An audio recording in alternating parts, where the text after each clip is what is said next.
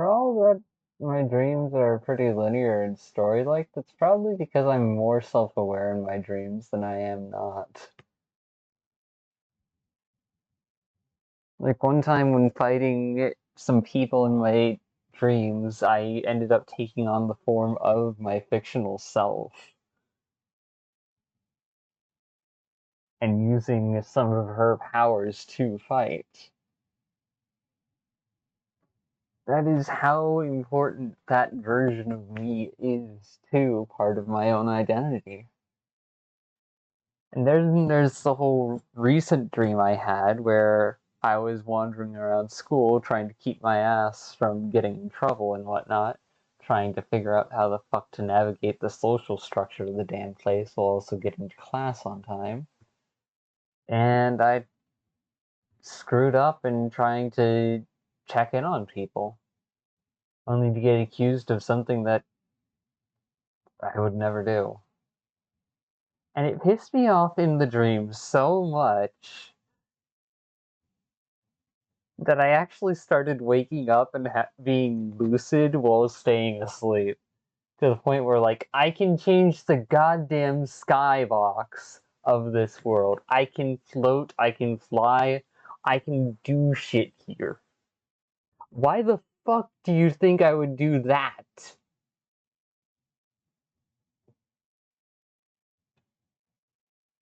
Like, excuse me, I was just wanting to check up on people and make sure they were all safe, and then you accuse me of that, and it's just like, oh, well, you've just pissed me the fuck off.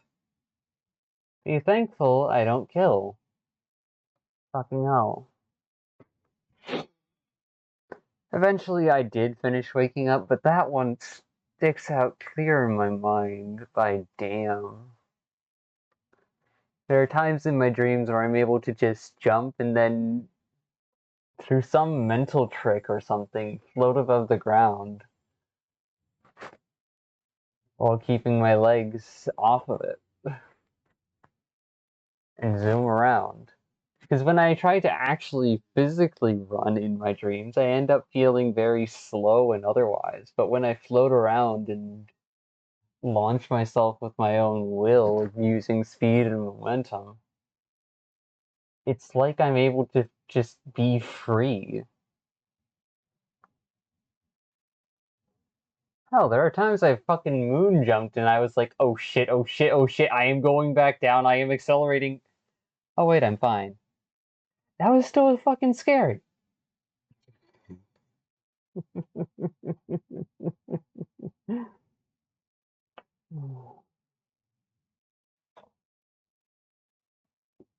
It's strange. Most people's dreams are incomprehensible nonsense, but for me, they're little compact stories or tangents of consideration and perspective. Sometimes I hop between different people's perspectives as if it's nothing. Sometimes multiple stories blur together on top of each other, like overlapping lines creating a convergent spot in a diagram.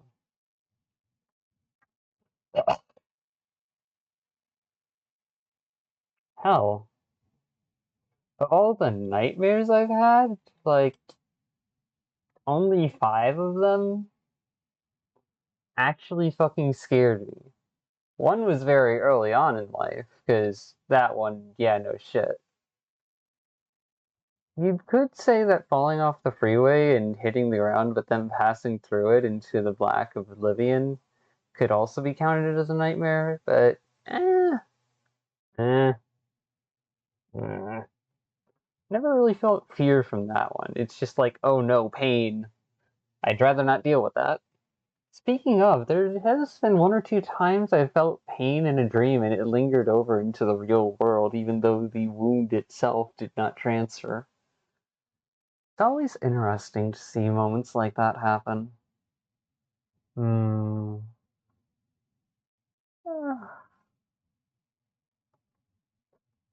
Thankfully, that's not really a common occurrence, by all blessings. So, yeah. Hmm.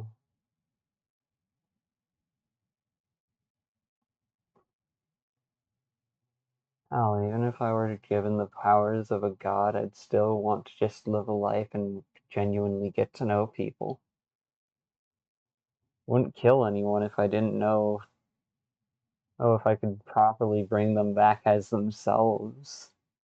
I wouldn't just be creating a different person with the same features. Wouldn't be worth it. Because each relationship, each dynamic with someone, with something, is its own connection, its own tangent. Treat them all as the same, even if there are similarities among them, is to do a disservice to both yourself and whatever you're trying to relate to. It's just cruel.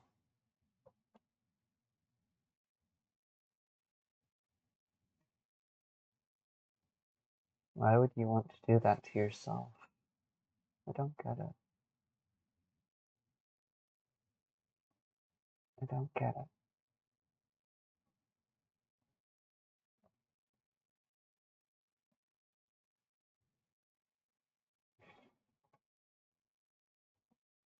And yet, even as I say that, I am willing to acknowledge in the same breath that we all must live by surviving. We all must eat in order to live, and that comes at the cost of another person's life and potential. Sometimes that being just a simple creature who cannot think in the same way we do. And sometimes that's of entire civilizations, entire possibilities of potential futures wiped out because of a selfish choice. That doesn't make me worth blame or guilt, it just makes me real. It means I exist as a part of this reality, that I am not exempt from the laws of it, that I am not special. And I appreciate that. Because to be special is to be alone, isn't it?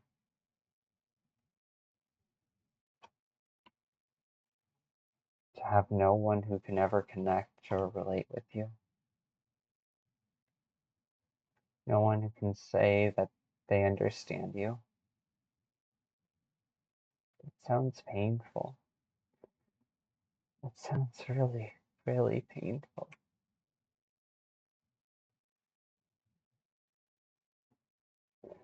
But hey, that could just be me overthinking things.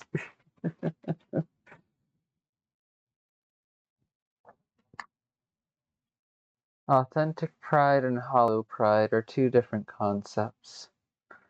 One is based on status alone, the other is based on belonging to yourself and knowing that in doing so you have worth. Even if one even if something out there doesn't respect that worth, does not mean you ever stop having worth to yourself.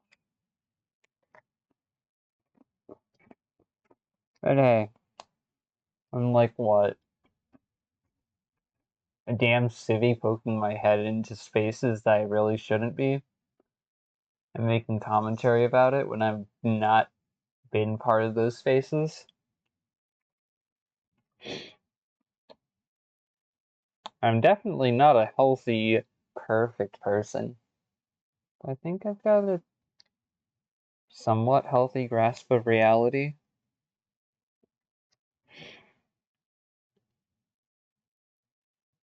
And if nothing else, I try to consider that in and of itself a blessing.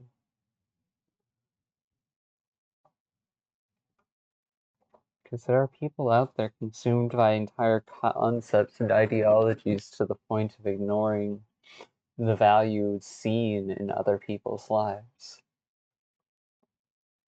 There are people out there who do not feel anything beyond fear and basic curiosity. And though those two things are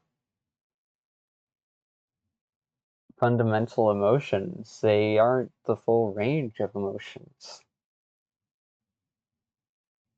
For some, that would be a blessing. For others, it's a curse.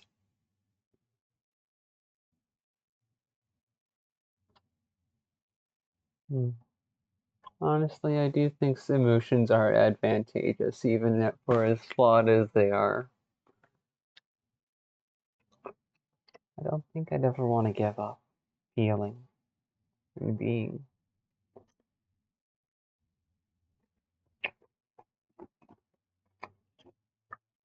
I haven't been through some of the pain that other people have, so maybe there's a reality where I would make that choice. Who knows?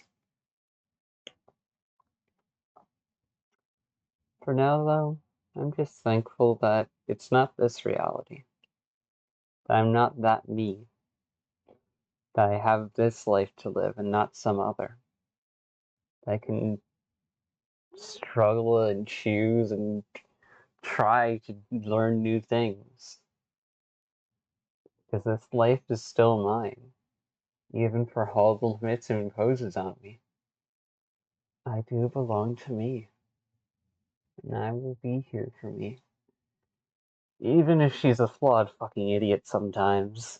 Hey, you're not much better yourself. Glad you can at least chime back with that.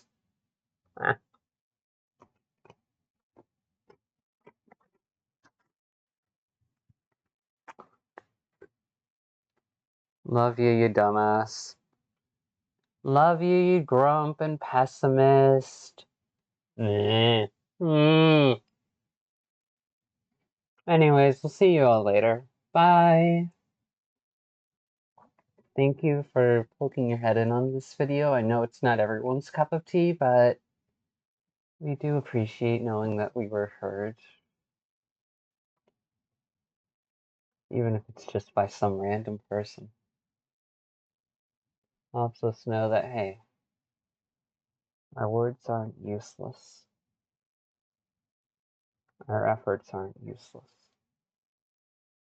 Sorry about that. Anyways, night.